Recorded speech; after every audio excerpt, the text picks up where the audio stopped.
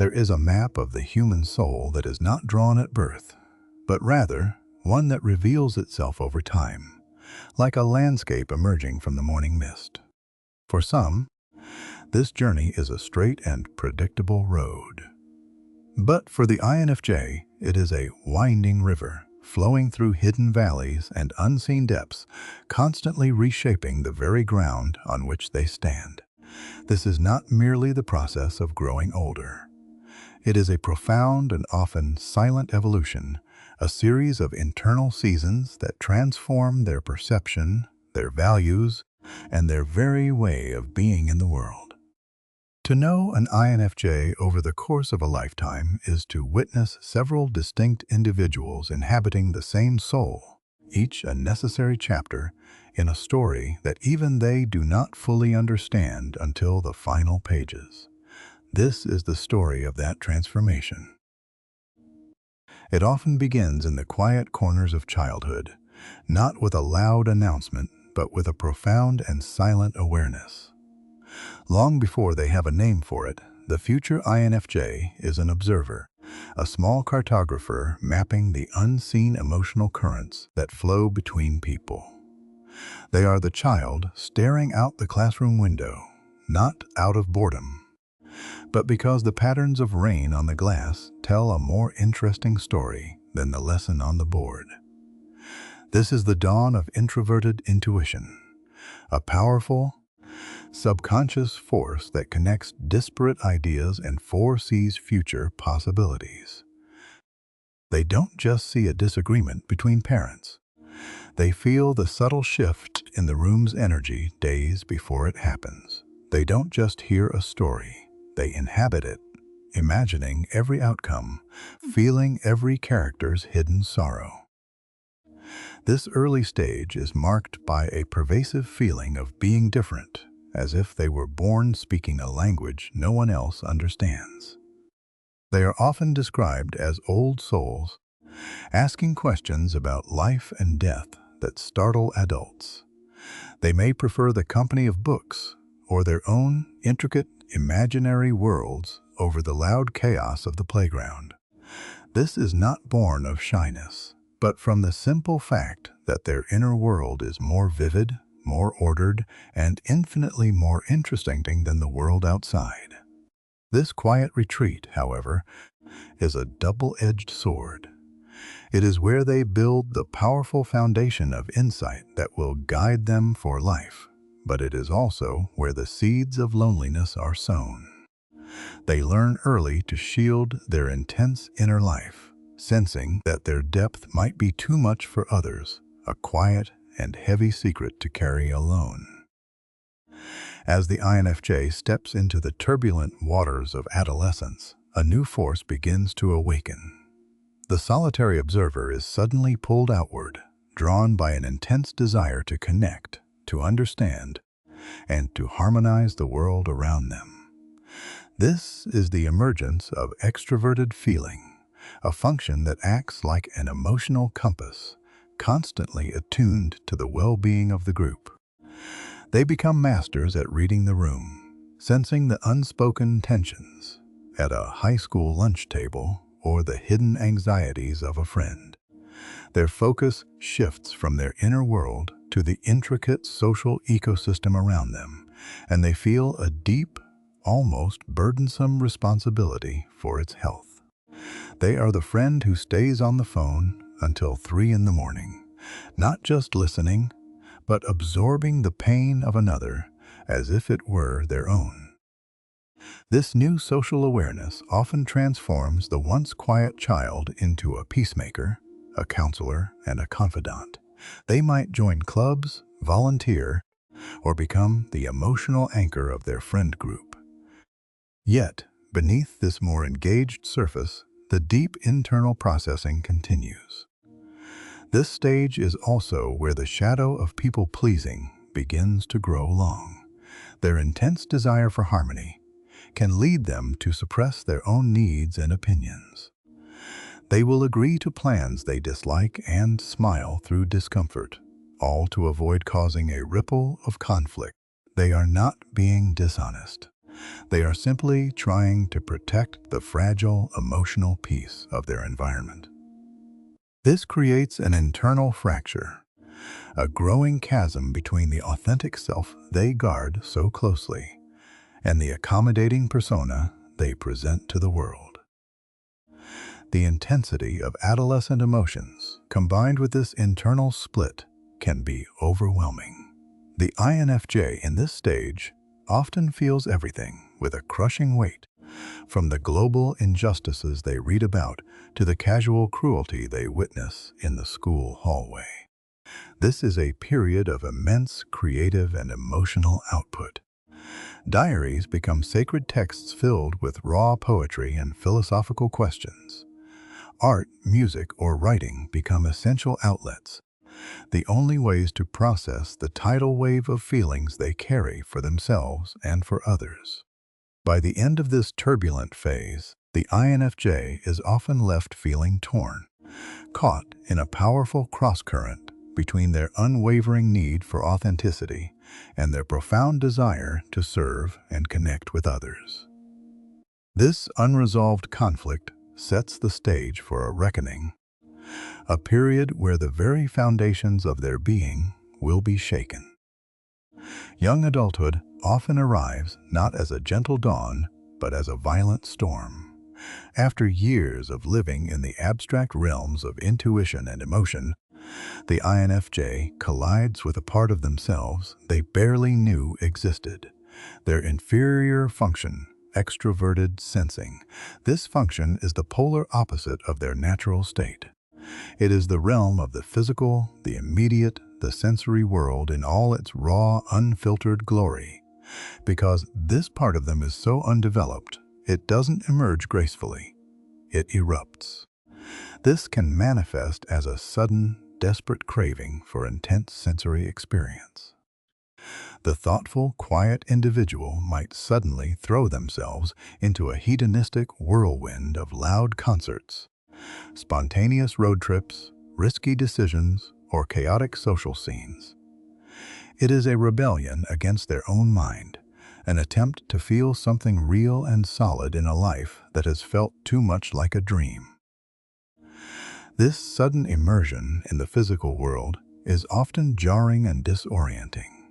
Their underdeveloped sensing function cannot properly filter the input, leading to sensory overload, anxiety, and burnout.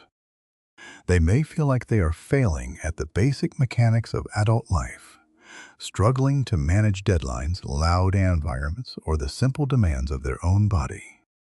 In this stage, the INFJ's trusted superpowers, their intuition and empathy, can feel like they've gone silent. Their inner compass spins wildly, leaving them to question everything: their identity, their purpose, their entire life's direction. It is their first great identity crisis, a desperate struggle between the desire to be grounded and the overwhelming reality of the physical world. This exhausting push and pull is the crucible in which their future balance will be forged. It is a painful but necessary awakening, teaching them that a soul cannot thrive if it is not tethered to the earth. Emerging from the chaos of their early 20s, the INFJ often enters a period of focused construction, both in their career and within themselves. As they settle into adult responsibilities, another internal tool comes online: their tertiary function, introverted thinking. This is the architect within, the part of them that craves logic, structure, and objective truth, where their feeling function asks, how does this affect everyone? Their thinking function now asks, but does this actually make sense? This brings a new and welcome clarity. They begin to analyze their own beliefs with a critical eye, dismantling ideas that were built purely on emotion. They become better problem solvers, capable of creating systems, organizing complex projects, and articulating their profound insights with a newfound logic and precision that can surprise those who only knew their softer side. This developing logic, however, can also introduce a new form of internal conflict. The INFJ may fall into the trap of perfectionism, endlessly analyzing decisions, rewriting emails to find the perfect phrasing, or feeling caught between what their heart tells them is right and what their mind tells them is logical. In the workplace, this combination of empathy and analysis makes them incredibly effective leaders and strategists. But it can also lead to a unique kind of burnout if their high standards are not tempered with self-compassion. This is a quiet but transformative stage. Outwardly, they appear more capable and confident. Inwardly, they are building the internal scaffolding that will support their entire being. They are learning to trust not just what they feel, but also what they know, creating a more resilient and integrated self. As the INFJ moves into midlife, the frantic energy of the earlier stages begins to subside, replaced by a deep yearning for equilibrium. This is the stage of integration, where they finally begin to make peace with their weaker functions, instead of being controlled by them. They learn to consciously engage with the sensory world, not through chaotic bursts, but through deliberate grounding practices. They find profound joy in the simple, present moment realities they once ignored. The warmth of the morning sun on their face, the rich taste of a well-made coffee, the feeling of solid earth beneath their feet during a quiet walk in the woods. These are not distractions, they are anchors. They are the conscious acts that keep their high-flying intuition tethered to the here and now. The relentless drive for perfection softens. Their well-honed thinking now serves their wisdom, rather than driving their anxiety. They learn the liberating power of good enough. More importantly, their relationships undergo a profound shift. The people-pleasing of their youth gives way to a quiet strength. They learn to erect firm but compassionate boundaries, understanding that protecting their own energy is not selfish but essential for their survival. They learn to say no without a lengthy explanation, not out of coldness, but out of a deep self-respect forged in the fires of past burnouts. They realize their peace is their own responsibility, and they begin to guard it with gentle vigilance. They are no longer just sensing what others need from them. For the first time, they are consistently asking what they need for themselves. This stage often brings a powerful reconnection with their core purpose. With the noise of external expectations and internal conflicts turned down, they can finally hear the clear, quiet voice of their own intuition again. This may lead to significant life changes. They might pivot careers, leaving a stable but soul-crushing job for work that feels meaningful. They might launch a creative project that has been dormant for decades. They become more direct, more authentic, and more unapologetically themselves. Life still presents its challenges, but the INFJ is no longer a fragile boat in a storm. They have become the lighthouse, steady, resilient, and equipped with an inner light that knows how to guide them safely back to shore. They are not perfect, but they are becoming whole. In the later seasons of life, the INFJ often steps into a final, profound stage of being. The long war between the different parts of themselves is over. The struggle for balance gives way to a state of quiet harmony. This is the culmination of the journey, a process the psychologist Carl Jung called individuation. It is the gentle knitting together of all the disparate threads of the self. The visionary intuition, the compassionate feeling, the sharp-minded thinking, and the grounded sensing into a single, cohesive tapestry. They no longer reject any part of who they are. They embrace their need for solitude, their emotional depth, their logical mind, and their physical presence in the world, understanding that each part is essential to the whole. In this state of wholeness, the need for external validation falls away completely. After a lifetime spent trying to be understood by others, they have finally, and most importantly, understood themselves. This self-acceptance radiates a quiet confidence. They stop over-explaining their choices or defending their unique way of being. They trust their own rhythm. They give generously when their energy allows, and they retreat to recharge without a trace of guilt. This does not mean they are stagnant. Growth continues, but it no longer feels like a struggle against the current. It feels like a natural, graceful unfolding, like a flower turning toward the sun. Their life's experiences, the childhood insights, the adolescent turmoil, the early adult confusion, and the midlife balancing all coalesce into a deep and steady wisdom.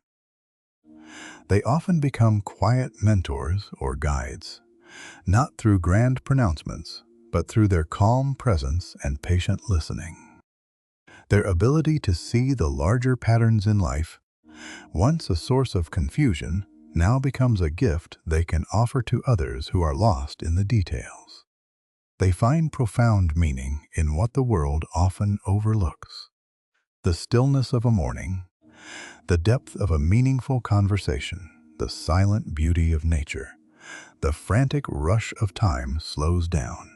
They are no longer trying to achieve or prove anything. They are simply being. The very things that once made them feel like outsiders. Their intensity, their depth, their quiet knowing, are now recognized as their greatest strengths, the core of their unique gift to the world. They are no longer trying to fix themselves or fit into a world that was never made for them. They are living, fully and peacefully, in a world they have built within. The journey of an INFJ is not a straight line, but a spiral, returning to the same core themes of meaning, connection, and authenticity, but at ever higher levels of understanding. From the imaginative child to the harmonious adolescent, through the chaotic trials of young adulthood and the balanced integration of midlife, a clear pattern of growth emerges. What once felt like a series of disconnected struggles is revealed to be a coherent and purposeful design. Each stage was necessary, building upon the last to forge a soul that is both profoundly empathetic and fiercely independent, deeply intuitive, and remarkably resilient. If you recognize your own story within these stages, know that your path, with all its hidden turns and quiet moments of confusion, is unfolding exactly as it should. And if you are fortunate enough to walk alongside an INFJ on their journey, remember that the person you see today is but one chapter in a rich and unfolding story. Their greatest purpose is not to fit in, but to become whole, and they will do so quietly, deeply, and in their own time. If this story resonated with you, consider sharing it, for in understanding these unique journeys, we foster a more compassionate world for every kind of soul.